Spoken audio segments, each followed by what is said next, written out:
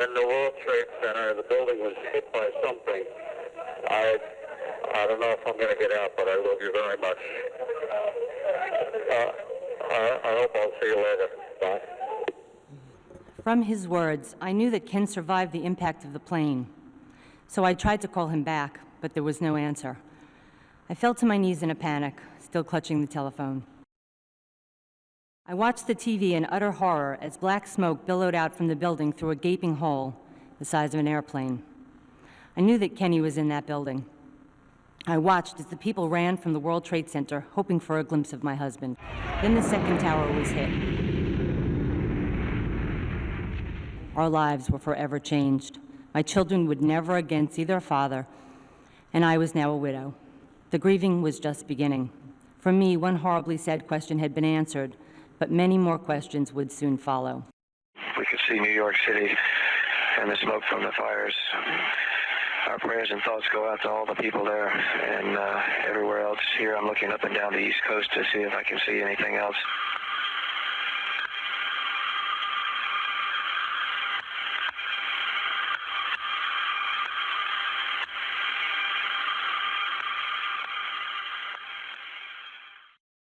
Well, it's an absolute scene of pandemonium here. I'm across the street from the Pentagon. Live coverage of the explosions at the World Trade Center. This is believed to be the largest terrorist attack in history. It has been a scene of chaos all morning. The news media are not being told where Air Force One will head next. The Pentagon is now being evacuated. Airports all across the country are not allowing planes to take off. Congressional leaders have been transferred to a secret location. There was a collapse. A section of the World Trade Center has collapsed onto the street below. Nobody knows how many casualties. We are not exactly sure at the moment of the whereabouts of the Secretary of Defense. Flights headed for the United States are being sent to Canada. Some senators have described this as a second Pearl Harbor. We are told there are casualties at the Pentagon. This has got to have been planned for at least a year. It really is a day of infamy. And all of a sudden, it is midnight in downtown Manhattan. Smoke continues to billow out of lower Manhattan. I can't see that second tower. We heard the building coming down, and that's what we were running from. Both of them simply imploding in on themselves. Just seconds ago, there was a huge explosion, and it appears right now the second World Trade Tower has just collapsed. The terrorist wins when he or she manages to alter the behavior of a people or infringes on the way of life in a country, that the country, a democratic country particularly, alters its way of life. It raises the whole question of civil liberties and access and freedom of movement. Terrorist attacks can shake the foundations of our biggest buildings, but they cannot touch the foundation of America. These acts shatter steel, but they cannot dent the steel of American resolve. America was targeted for attack because we're the brightest beacon for freedom and opportunity in the world, and no one will keep that light from shining. I've directed the full resources of our intelligence and law enforcement communities to find those responsible and to bring them to justice.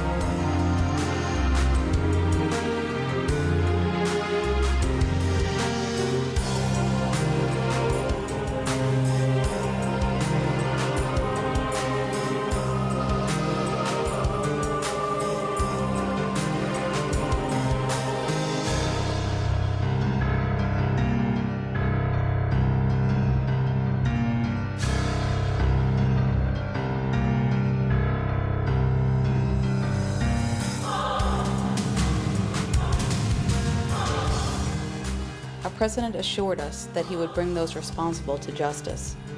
We were told they hated us because America is a beacon of freedom and opportunity to the world.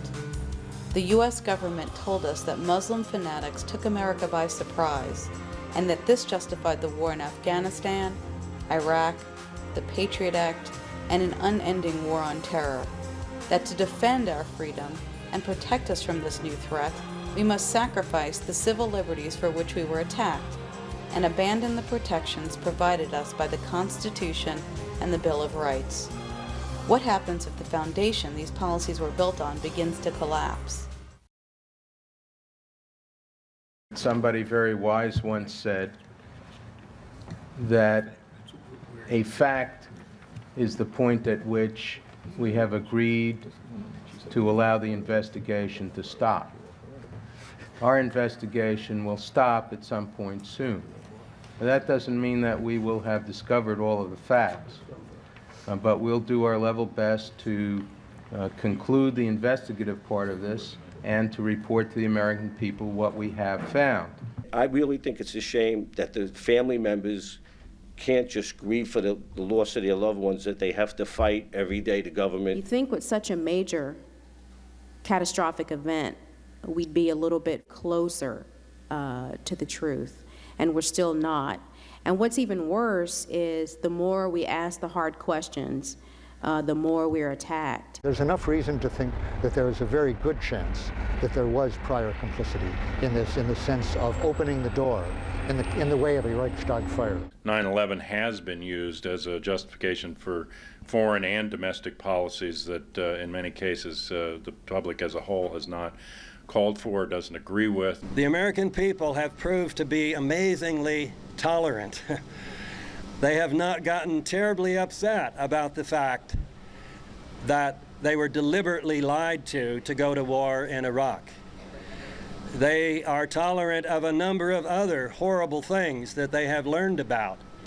There is one thing they will not tolerate. If the truth about 9/11 is revealed, it will reveal the values on which this American global domination project is built. As monstrous as the forces appear to be ranged against us, everything is subject to change, and the change issues out of us. This is serious. There's some very important questions here that are unanswered.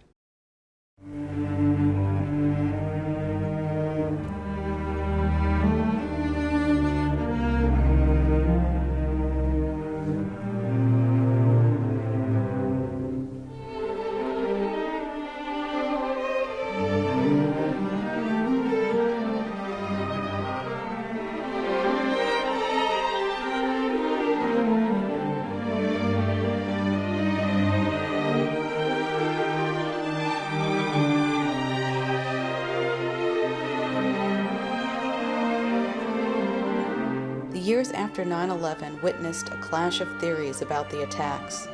As more people became skeptical, the battle of perspectives headed for an open showdown.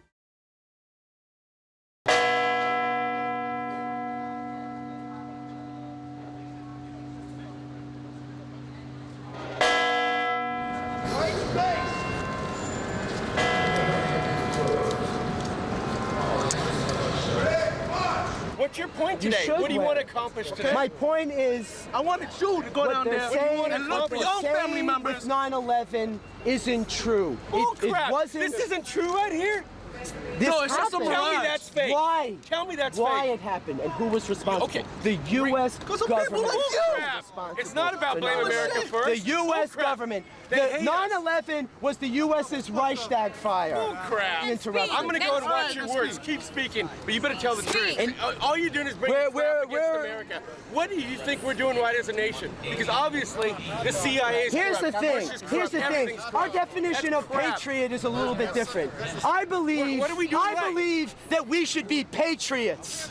As opposed to, obviously, someone. I think we should be patriots, not blind nationalists. Oh, come on. Not blind nationalists. We got Thomas Paine said, Thomas Paine said, the true duty of a patriot anybody in Iraq is to defend. My baseball team is out there. And I want to get every one of them back. What do you mean by patriot? The true duty of a patriot is to defend his country What do you mean? From its government. What do you mean by someone who speaks the truth when their government is doing the wrong thing? 9/11 is not the truth. Someone who speaks the truth, especially here. Especially here.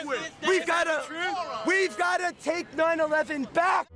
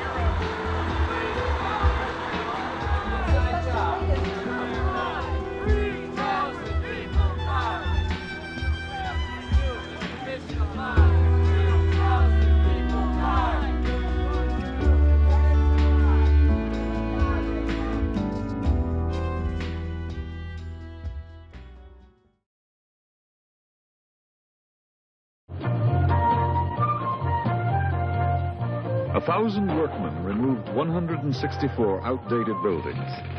Miles of telephone cables, pneumatic tubes, gas, steam, water, and sewer lines were relocated or removed. In 1969, from 70 feet below street level, the first tower rose toward its 1,350-foot destination. The unique tower design permitted many building activities normally accomplished in sequence to take place at the same time. Large open areas free of columns are a major feature of the tower buildings. Closely spaced vertical columns provide the load-bearing strength instead of the customary interior steel skeleton.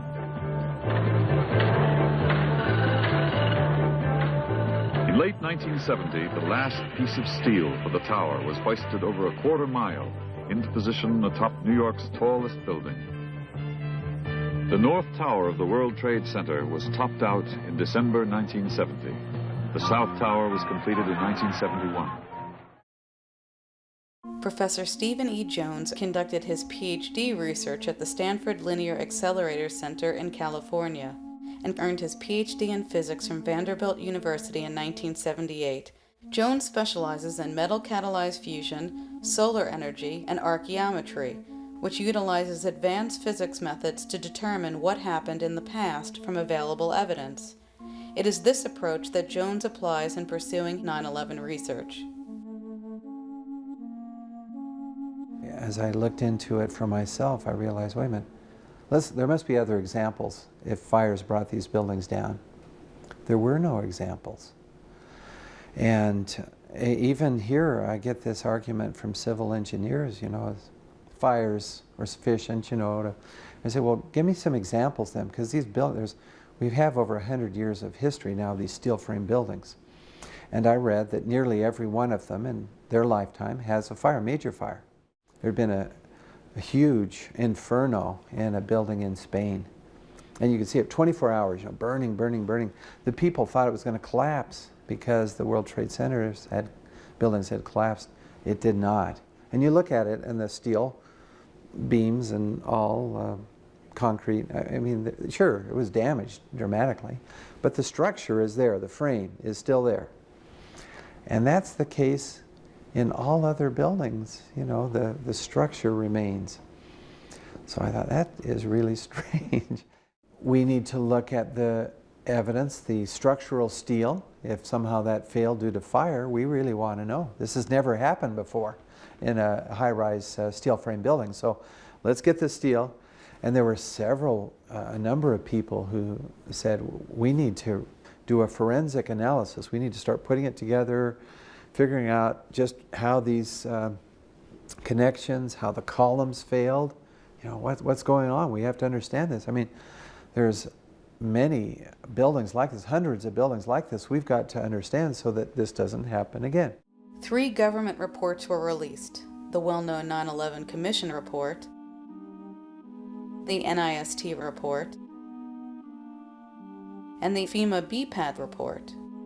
It was totally inadequate. The BPAT study was, for the size of this disaster, I mean, these are the two largest buildings in the world as far as the Twin Towers go, two of the largest buildings in the world to collapse, and yet we were throwing at it volunteer engineers with no money and no authority, basically. The only access they had was one guide, they described as a guided tour. They didn't even look at a single piece until like a month after the attack. There was no NIST investigation. There was no $16 million. There was no federal look at this disaster other than the federal BPAT, and that's why we're very critical to BPAT. Again, not the individuals conducting it, but the way it was being conducted. It was, again, failed, you know, to do what really needed to be done, and it stopped very short of what this disaster deserves.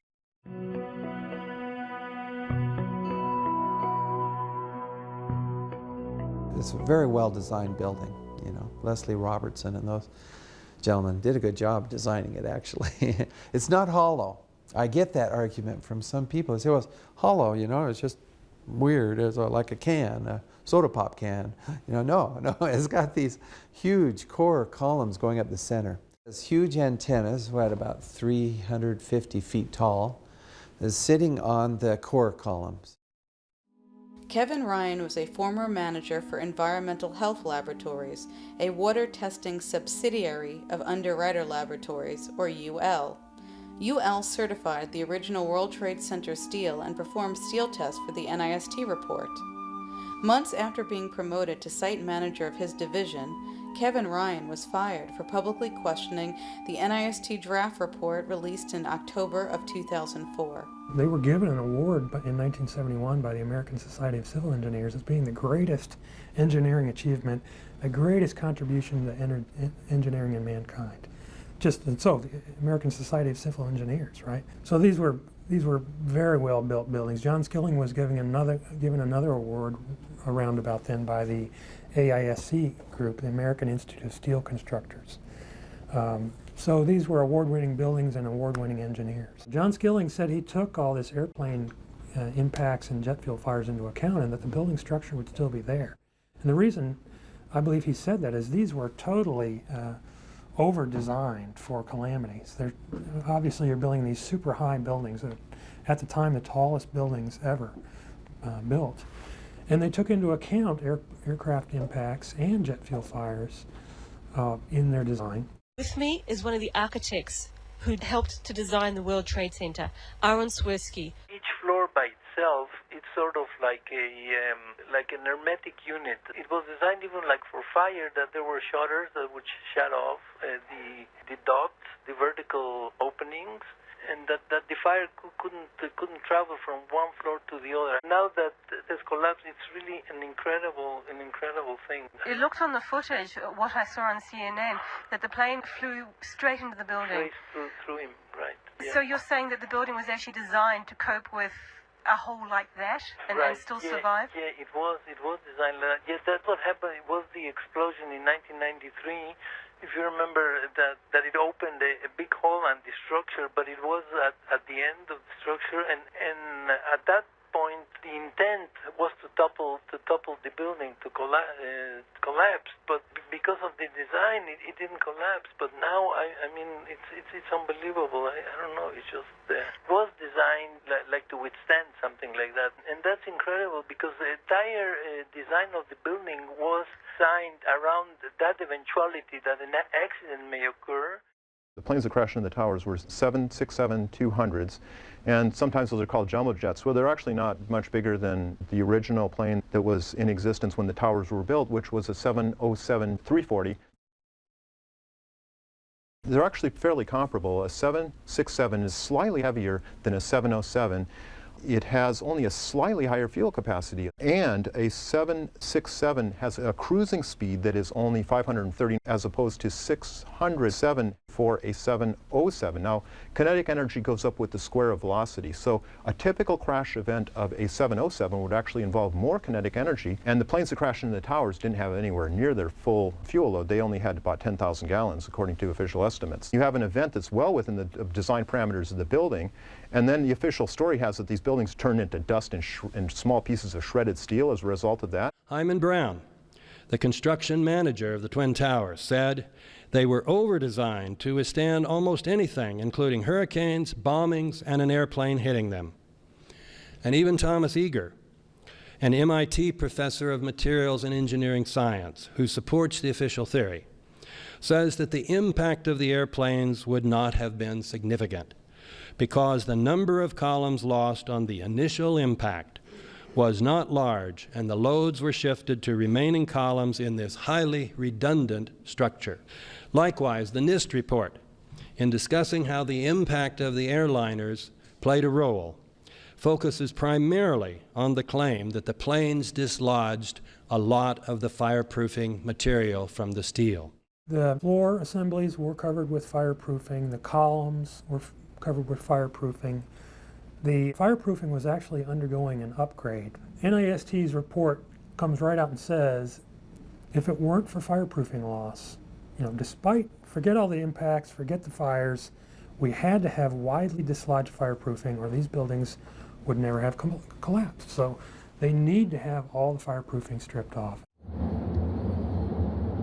2 1/4.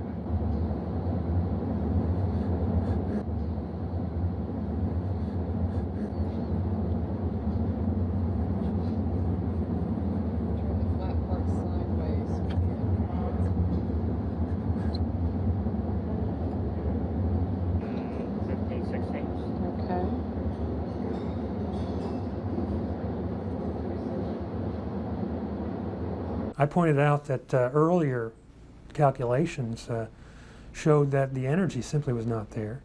But NIST did these really weak and deceptive tests. Well, they slipped this Appendix C into one of the reports in the end.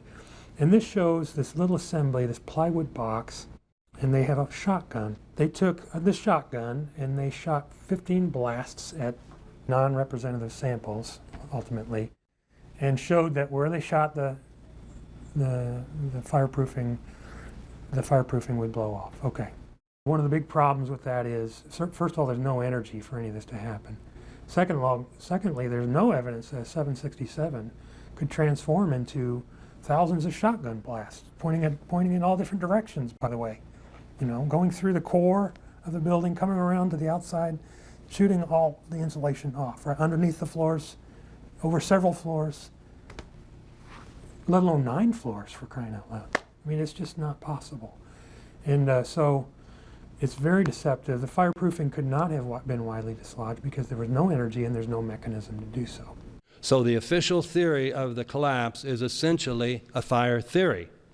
So it cannot be overemphasized that fire has never caused large steel frame buildings to collapse. Never. Whether before 9/11 or after 9/11 or on 9/11 anywhere else in the world except allegedly New York City. Initially, you had news reports saying, well, this was the plane, the jet fuel melted the steel, and somehow that steel then ends up in a pool. Well, first of all, that won't explain Building 7, which wasn't hit by a plane. Yeah. No plane, no jet fuel. Okay, so where'd the molten metal come from? There had been some metallurgy tests done by Frank Gale.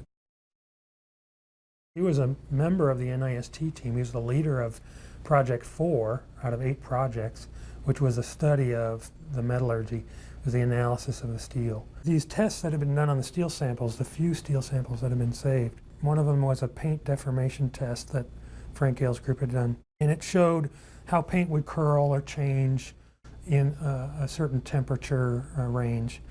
And so they took these samples and they analyzed them to see what temperatures they might have been exposed to by looking at the paint. Less than 2% of these samples, which had been pulled specifically from the fire zones, and they even said despite pre-collapse exposure to fire, less than 2% of them had seen temperatures of 480 degrees Fahrenheit, which is very low relative to the temperatures needed to soften or melt steel. These fires, it doesn't matter if it's diesel fuel, office materials, including paper, or jet fuel, they aren't hot enough to melt steel, these structural steel beams. To melt it requires approximately 1530 centigrade, about 2800 Fahrenheit. You can't heat the steel long enough with these fires to melt it.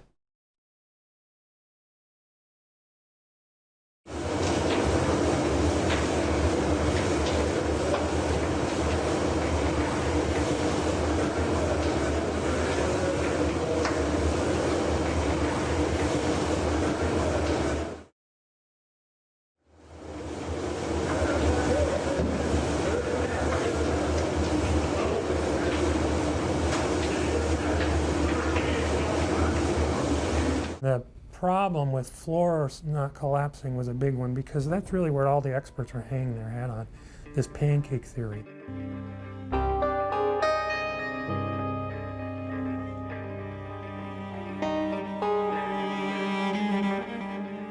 There are people who've looked at this and said, well, you see, what happened was that the floors got hot, they would sag and pull away from the core and start collapsing. There were articles coming out in like Newsday from New York that said, well, these floor models didn't fail in the furnaces. You know, they all passed the test for 2 hours. 2 hours, of course, is longer than either of the buildings did. That was a red flag for me, right? And then I was even more interested in reading this report.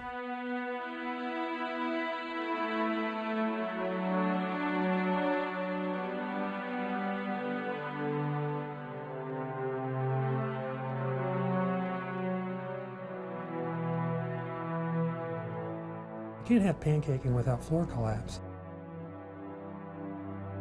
In October 2004, when the Popular Science magazine article came out that NIST scientists jumped on board and supported, they were still talking about pancaking, right? That was in early 2005. And that all contradicts the UL floor model tests. None of the samples actually had reached temperatures that would show that the steel might have lost half of its strength. The summary that talked about steel softening and buckling, that directly contradicts Frank Gale's results. The temperatures that were seen by the steel samples were not high enough to soften or melt any kind of steel, even unfireproof steel. So those were the kind of questions that I was asking Frank Gale about, trying to get answers on. I really felt, honestly, that he was going to give me a response. I thought he was going to say, wow, you're right, you know, or well, this is why they're still talking about this. He never responded to me. Somewhere about 34th Street or something, look at a TV inside one of those appliance stores, they saw the Trade Center fell down. I go, wow, look at that. So I kept on walking, and it was so chaotic here. I just walked right in. I didn't have my press pants with me or anything. Just walk right in, you know. And both towers had fallen down by that point. But I really had nothing. I mean, it was an unprecedented event. So I had no idea like what I was going to see when I got there. I thought that there would be like, you know, a tree fell over kind of thing. You see the stump or something or whatever. I don't know what this was. But when there was nothing there at all, basically it was all flat. It was just mind-boggling. Now, the pancake theory requires intact concrete, a lot of mass, hitting the next floor, and then those two hit the next floor, you see? And so you would expect then from that theory, which is the official theory, as the floors pancake, you'd expect to see a whole stack of floors piled up on top of each other after the collapse is completed. Instead of a whole stack of floors, and then a spindle of the core column standing too, what you see is dust that's being produced. Now you can't have it both ways. In other words, if there's dust being produced, where's the mass that causes the collapse? And if there's a mass in the collapse, that every time one floor hits a stationary floor, or a set of floors hits a stationary floor, that'll slow the collapse down. The mass has to move out of the way to get the collapse to be rapid.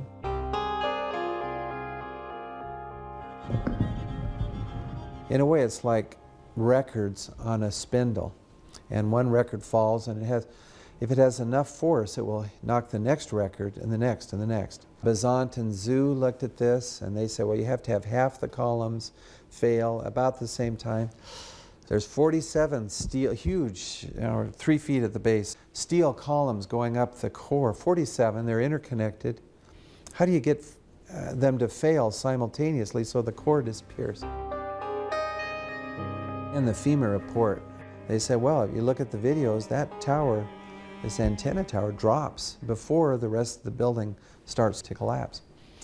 And I looked at the data too. It does. It drops about a dozen feet before, which is, quite a drop.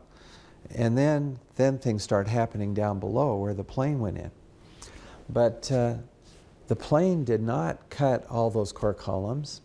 The building stood for quite a while, so it's not like it was just ready to tip over or something, which is what you'd expect, by the way, if you cut some on the side. It looks like those core columns were pulled, cut. The support was gone from the core first, and that is the way demolitions typically proceed. A 50-plus story section of the North Tower core remained standing after the collapse. This is what you would expect from the pancake theory.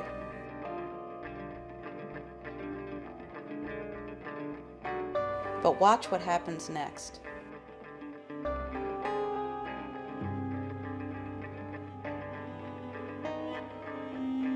The core does not tip over, rather it collapses down upon itself, as if the entire structure had been cut. You can even see gray smoke rising from the end of the steel.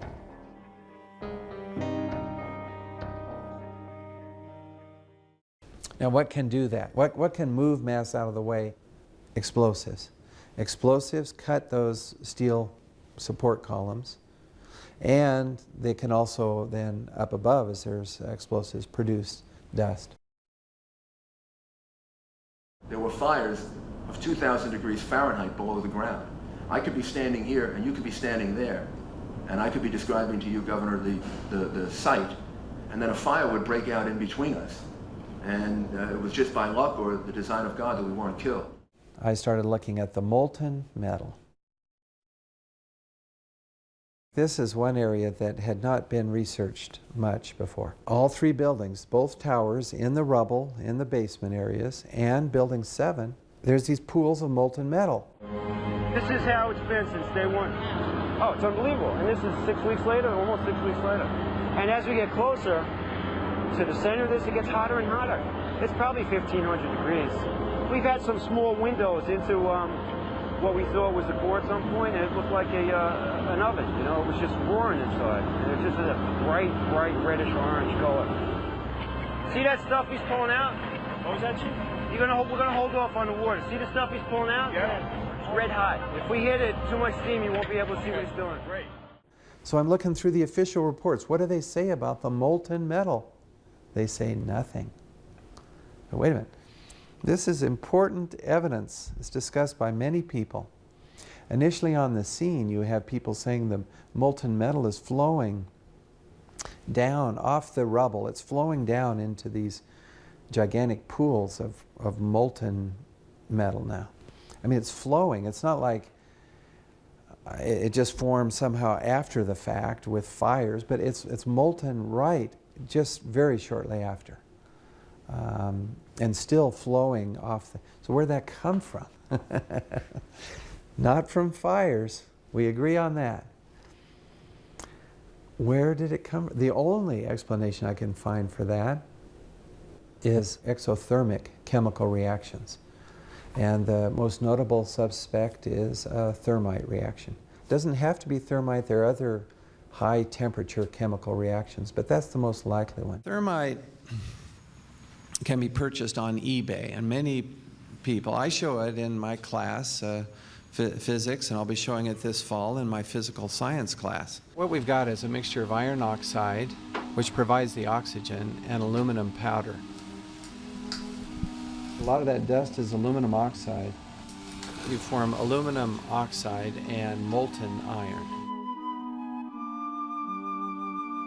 That's what the molten iron looks like. Notice the color there. It's a yellow-white hot, which would be easily 1,000 centigrade. It's around 2,500 Fahrenheit or so. It requires the oxide. It's the oxygen here that's held by the iron that allows this to go. And as we bump these together now, you'll have a reaction in which the aluminum picks up, steals the oxygen from the iron oxide, and the aluminum just grabs on that oxygen and produces a very high temperature reaction. And the result is jet fuel will not ignite that. That's one thing. But you get it to ignite with an arc, for example, or burning magnesium. It will ignite. This is just kind of a fun way to show on a small scale. The products are molten iron. Remember, all three buildings had molten metal. And aluminum oxide, which goes off primarily as a dust. You know those enormous dust clouds? You can imagine when you assemble these chemicals on a large scale, the amount of heat that you generate. People say, well, if there's explosives or something, okay, you've got your arguments, but where's the smoking gun? By analyzing this, we determined it is not molten aluminum from the plane, okay. Indeed, it contains a great deal of iron, which is the product of the thermite reaction. It's not just structural steel that somehow melted, no. It's very little chromium. But it does have sulfur and manganese and some other elements that are characteristic, you see. It's like a fingerprint that the criminal left behind. This carries with it evidence. How was this done? What was used? And I should explain real quickly. This particular, people ask me all the time, where'd you get this? Well, there's a woman, she read my paper. I'm calling for an investigation, particularly of this molten metal, and see what's going on. She immediately sent me this sample from this memorial to 9/11 and to the families, who I deeply sympathize with those families. So we checked this metal, and that's how we got it. And another sample like it, same characteristics, high in iron, manganese, fluorine. The FEMA report acknowledges recovering 2 structural members with unusual erosion patterns in the World Trade Center debris field. Appendix C of the report looks at a limited metallurgical examination of these samples done by Jonathan Barnett, Ronald Biederman, and R.D. Sisson Jr. Here are their findings. Both samples contain significant levels of iron oxide and sulfur. The thinning of the steel occurred by a high-temperature corrosion due to a combination of oxidation and sulfidation. The sulfidation attack of steel grain boundaries accelerated the corrosion and erosion of the steel. In their suggestions for future research, FEMA acknowledges the severe corrosion and subsequent erosion of samples 1 and 2 are a very unusual event. No clear explanation for the source of the sulfur has been identified. A detailed study into the mechanisms of this phenomenon is needed to determine what risk, if any, is presented to existing steel structures exposed to severe and long-burning fires. NBC's Pat Dawson is close to the scene of that attack. Pat? Moments ago, I spoke to the Chief of Safety for the New York City Fire Department. Chief Albert Turry told me that he received word of the possibility of a secondary device, that is another bomb going off. He tried to get his men out as quickly as he could, but he said that there was another explosion which took place. And then an hour after the first hit here, with the first crash that took place, he said, there was another explosion that took place in one of the towers here. So obviously, according to his theory, he thinks that there were actually devices that were planted in the building. Shortly after 9/11, the New York Fire Department recorded over 500 oral histories in which firefighters and emergency medical workers recounted their experiences of that day. Mayor Bloomberg's administration refused to release these oral histories. But the New York Times, joined by several families of the 9/11 victims, filed suit. And after a very long process, the city was ordered by the New York Court of Appeals to release these oral histories. The Times then made these oral histories available. These oral histories contain many dozens of testimonies that speak of explosions and related phenomena characteristic of controlled demolition. Several people reported a single explosion followed by collapse of one tower or the other. Many people reported multiple explosions. Paramedic Kevin Darnowski said, "I heard 3 explosions, and then Tower 2 started to come down." Firefighter Thomas Turilli said, "It almost sounded like bombs going off, like boom, boom, boom, like 7 or 8. Craig Carlson said that he and other firefighters heard explosions coming from the South Tower. There were about 10 explosions. We then realized the building started to come down. Firefighter Joseph Mayola said, "It looked like the building was blowing out on all 4 sides. We actually heard the pops." Paramedic Daniel Rivera also mentioned pops. Asked how he knew the South Tower was coming down, he said, "It was a frigging noise. At first I thought it was, do you ever see professional demolition where they set the charges on certain floors and then you hear pop, pop, pop, pop, pop? That's what I thought it was." Who's involved in the secondary explosion at Tower 1K? I've got 5 patients. They need to be treated. Firefighter Edward Kachia said it actually gave at a lower floor, not the floor where the plane hit. We originally had thought that there was like an internal explosion. We got another explosion on the tower, 1013 thereafter. Because of the secondary explosion, we've got numerous people covered with dust from the secondary explosion. Assistant Commissioner Stephen Gregory said, "I thought before number 2 came down that I saw low-level flashes. I saw a flash, flash, flash at the lower level of the building. You know, like when they demolish a building?" Tower 2 has had a major explosion and what appears to be a complete collapse surrounding the entire area.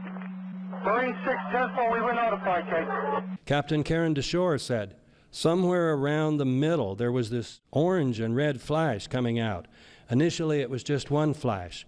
Then this flash just kept popping all the way around the building, and that building had started to explode." I got an eyewitness who said there was an explosion on floor 7-8. 7-8. That's Tower 2. Firefighter Richard Benasiski, speaking of the South Tower, said, "There was just an explosion. It seemed like on television when they blow up these buildings. It seemed like it was going all the way around like a belt, all these explosions." Deputy Commissioner Thomas Fitzpatrick said, "It looked like sparkling around one specific layer of the building. My initial reaction was that this was exactly the way it looks when they show you these implosions on TV." A few witnesses spoke of horizontal ejections. Chief Frank Crothers said, "There was what appeared to be an explosion. It appeared at the very top, simultaneously from all 4 sides. Material shot out horizontally, and then there seemed to be a momentary delay before you could see the beginning of the collapse." This testimony is very important because the official theory says that the horizontal ejections were produced when the floors collapsed and pushed the materials out. So listen to firefighter James Curran, who said, "I looked back and I heard like every floor went choo, choo, choo. I looked back and from the pressure, everything was getting blown out of the floors before it actually collapsed." If all these firefighters and medical workers witnessed all these phenomena suggestive of controlled demolition, it might be wondered why they have not spoken out. Part of the answer is probably provided by Auxiliary Lieutenant Fireman Paul Isaac.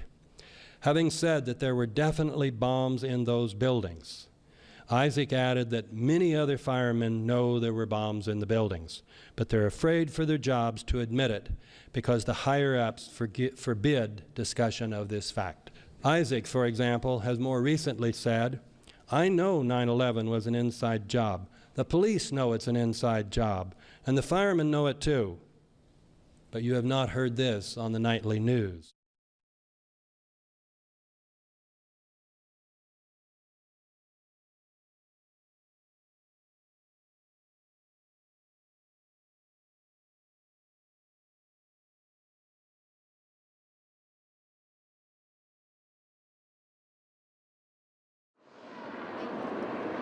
Building 7 looked like a building that was like on fire, and the fire engine guys would come and they put their ladder up and they come with the water and they'll be out. It didn't. I've seen many, many fires. It covered lots of fires, man. It didn't look to me, it wasn't a 47-story building that was engulfed in flames. The whole building wasn't on fire, but I mean, you know, there was a lot of fire coming out of a few of the floors. At that time, I had no idea whether steel buildings fall down when they're on fire or not. I mean, what do I know about this stuff? So the fire guy says, well, that building's going to come down. I said, oh, yeah, really? When do you think it'll come down? So he said, well, I don't know, tonight or tomorrow morning. It must have been about 5:15 in the afternoon by then. I walked about almost to where the corner of where church is now. And then I heard this rumble. I looked back, and the thing fell down. You know, like fast. Number 7 fell down.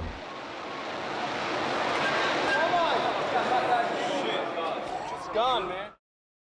What you're seeing are high shots.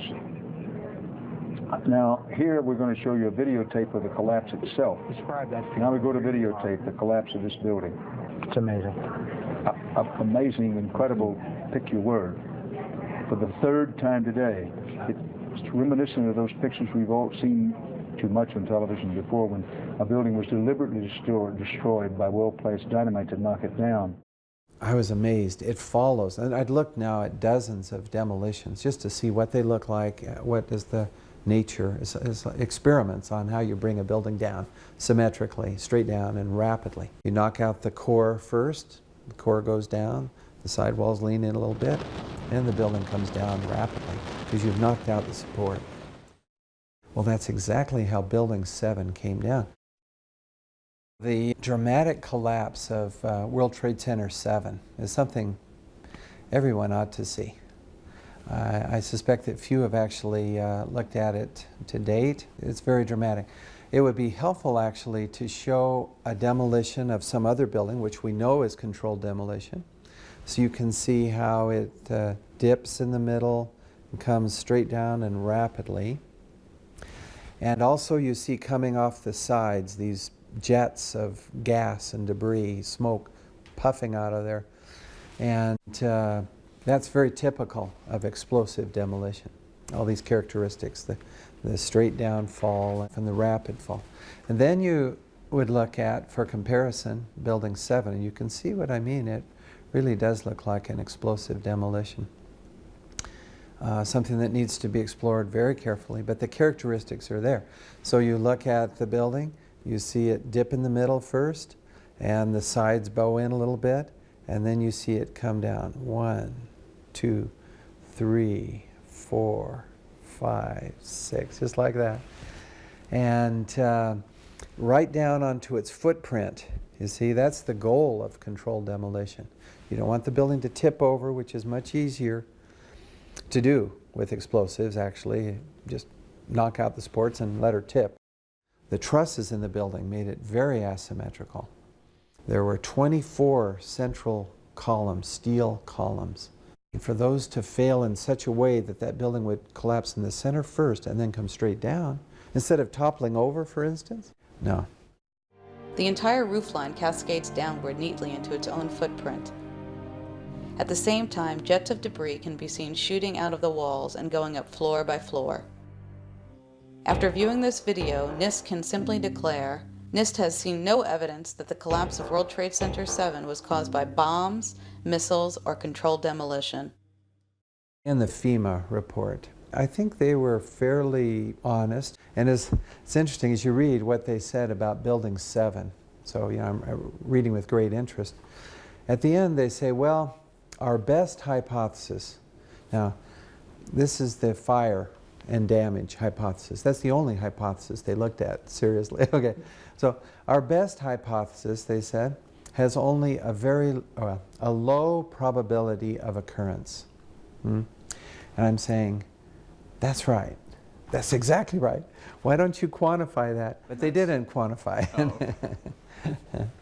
But they did admit, you know, it has only a low probability of occurrence, and that's to their credit. The 9/11 Commission didn't even mention Building 7 collapse, you know. NIST and FEMA published pictures of damage to the southwest wall at the 18th floor and minor roof damage. The NAST chart of the damages shows a substantial gouge in the south face from the 10th floor to the ground, affecting 3 of the structural columns. Here begin the problems in the NIST preliminary report on the collapse of World Trade Center 7. The first column to collapse is said to be column number 80, which was untouched by the structural damage. This is evident in the fall of the east penthouse, supported by column number 80. This precedes global collapse, but what happens next is not so easily explained. The building does not fall over in the direction of the gouging damage, and it does not fall over in the direction of the failed column beneath the east penthouse. Now, it is one thing to dispute the controlled demolition hypothesis. It is another to pretend that these pictures do not suggest it at all.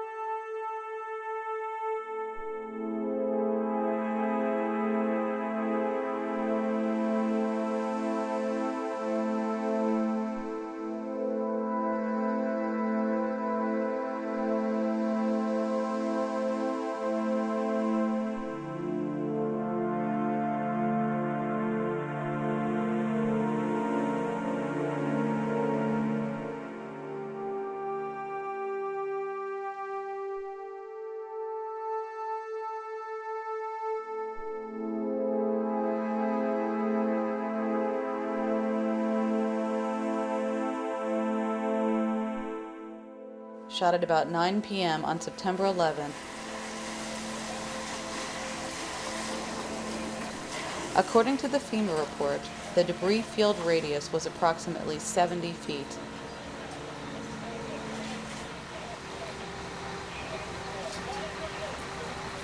The U.S. Post Office is on the left, also known as the Federal Office Building. World Trade Center 7 stopped at the sidewalk along the post office.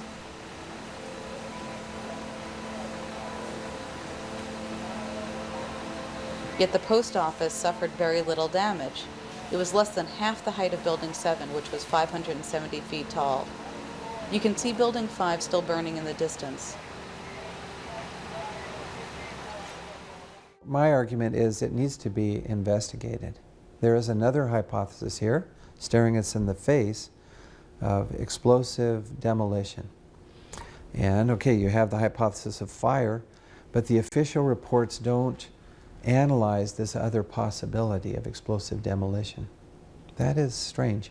Scientifically, I say it's a viable hypothesis. They look at just the one, and I'm saying good science requires us to consider other hypotheses, in particular the explosive demolition hypothesis. Let's study it out. Let's debate it scientifically. Let's put it on the table, for heaven's sakes. There's a lot at stake here to understand what caused the collapse of these buildings.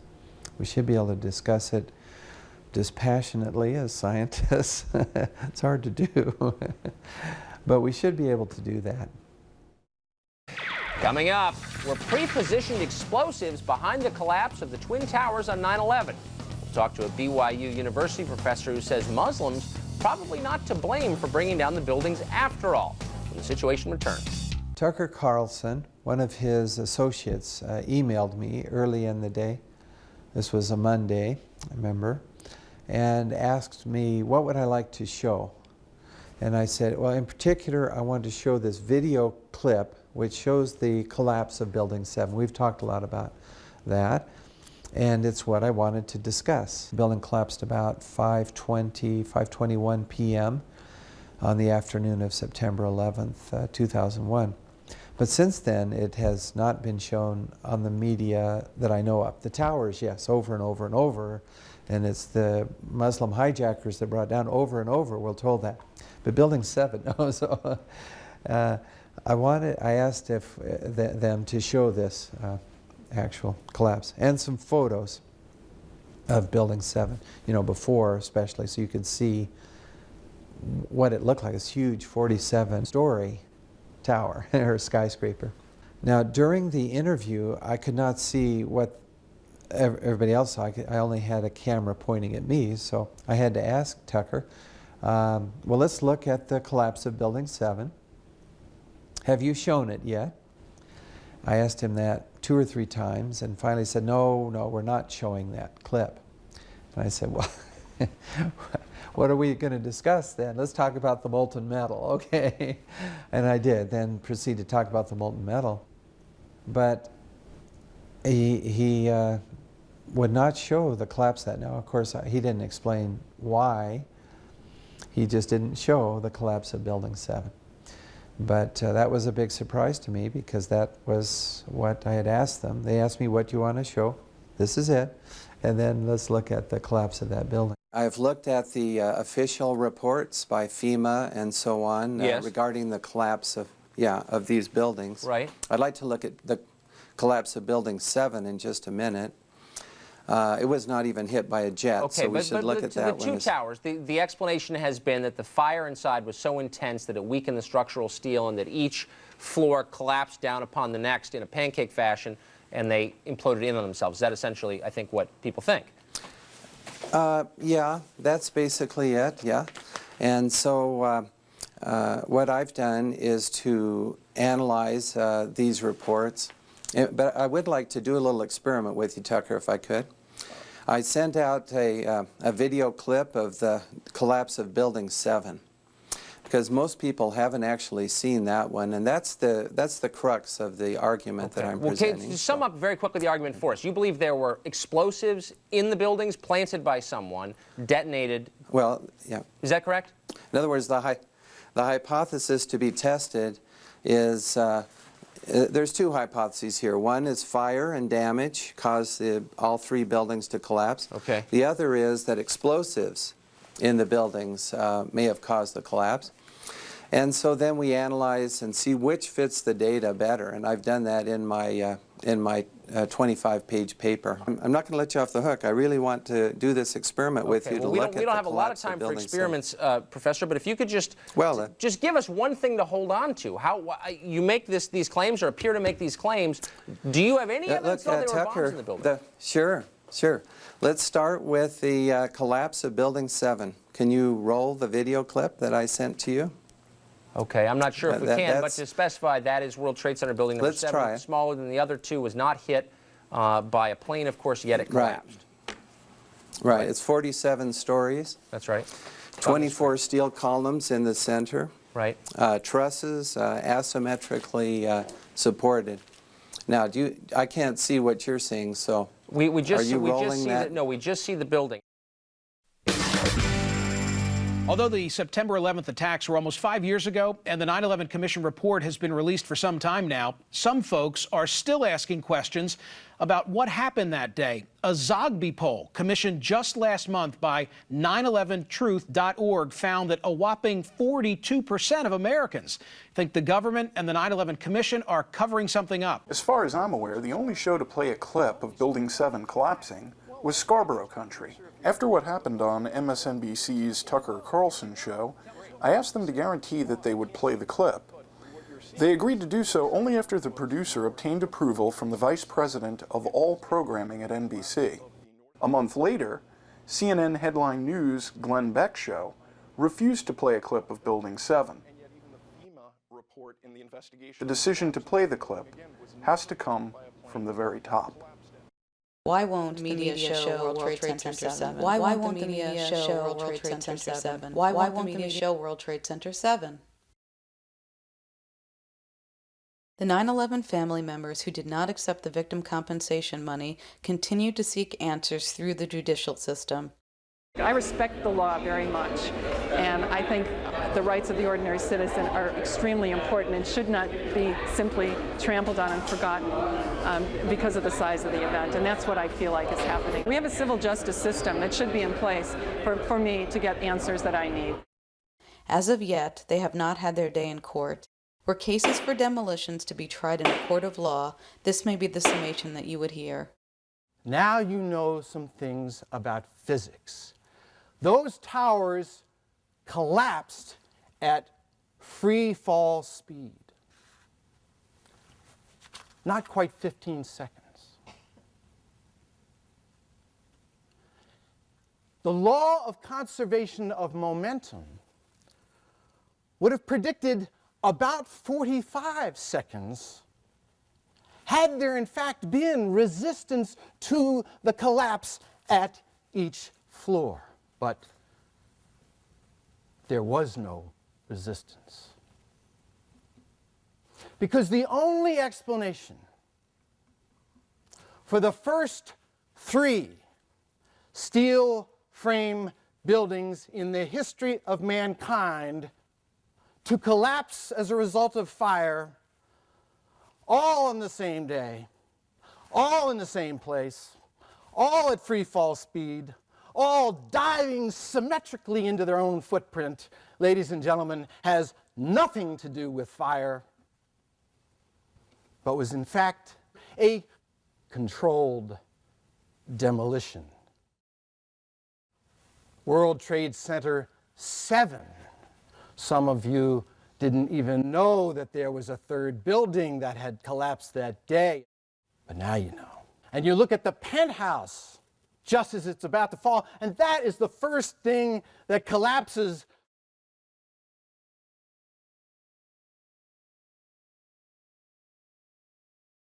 Ten times the amount of dust that could be explained by the gravitational pull of a collapsing, burning building of whatever size. 10 times. There was that steel frame building in Philadelphia. It's still there. The testimony of the firefighters, the police officers, battalion chiefs standing right there on the sidewalk outside of the building, hearing explosions. That's evidence. That is evidence. The molten metal in the basement of the ruins can only be explained by explosives. That is evidence. The infrared satellite photographs taken weeks afterwards of Ground Zero, where you see hot spots well in excess of 1,000 degrees weeks after. The photographs admitted into evidence here of the orange to red hot pieces of steel being carried off by these machines is evidence. Their job was to explain to us why the World Trade Center towers collapsed. That was their job. The focus of the investigation was on the sequence of events from the instant of aircraft impact to the initiation of collapse for each tower. For brevity in this report, this sequence is referred to as probable collapse sequence, although it does not actually include the structural behavior of the tower after the conditions for collapse initiation were reached. It's still standing up there, ladies and gentlemen. Well, brevity, that is cover-up. Evidence of the truth, evidence of mass murder by this government, evidence of the absence and failure of democracy in this country. The Twin Towers were attacked in part for their symbolism, but their collapse has come to have a new significance in the post-9/11 world. When those towers came crashing down, they took with them the very foundation of our Constitution and the structure of our republic for more than 200 years. We either live constitutionally, or else those who exercise official power do so unjustifiably and must be removed. There can be no disputing the facts. We have lost important constitutional protections against invasion of privacy, the right to dissent, and arbitrary search and seizure. Taking away these essential protections has not made us any safer.